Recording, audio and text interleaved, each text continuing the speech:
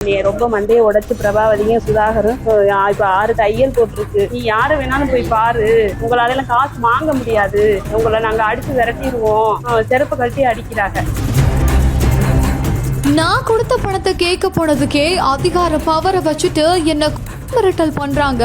இன்னைக்கு என் மண்டையை அடிச்சு உடைச்சிருக்காங்க. கட்சியில இருக்கிறதுனால அவங்க கிட்ட எங்களால பேச முடியல. நீங்க தான் எப்படியாவது சொல்யூஷன் சொல்லணும் அப்படின்னு மாவட்ட உணவு பாதுகாப்பு அதிகாரி அராஜகம் செய்யறதா மண்டையில போட்ட கட்டோட மருத்துவமனையிலேயே ஒரு பெண் வேதனையோட பேசிருக்கிற வீடியோ தான் இப்போ இணையத்துல வெளியாகி பெரும் பரபரப்பை ஏற்படுத்திட்டு வருது. எங்க அக்கா பேரு மீனாகுமாரி. 2012 அந்த இன்னைக்கு உணவு பாதுகாப்பு துறையா இருக்கிற பிரபாவதி அன்னைக்கு ரொம்ப சிரமப்பட்டாங்க.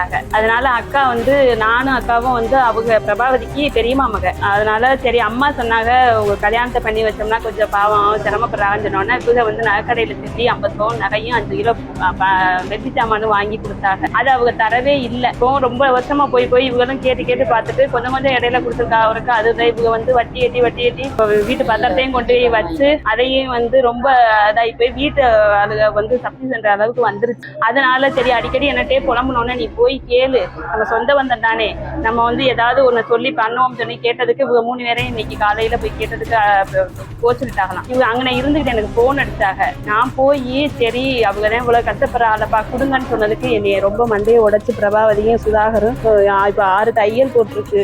அவங்க என்ன சொல்றாங்கன்னா நாங்க ஆளுங்கட்சியில இருக்கோம், நீ யாரை வேணாலும் போய் பாரு, உங்களால எல்லாம் காசு வாங்க முடியாது, உங்களை நாங்க அடிச்சு விரட்டிடுவோம், செருப்பு கழட்டி அடிக்கிறாங்க, எங்களால வாங்க முடியாது, தயவு செஞ்சு நீங்க கொஞ்சம் காவல்துறையவும் கொஞ்சம்.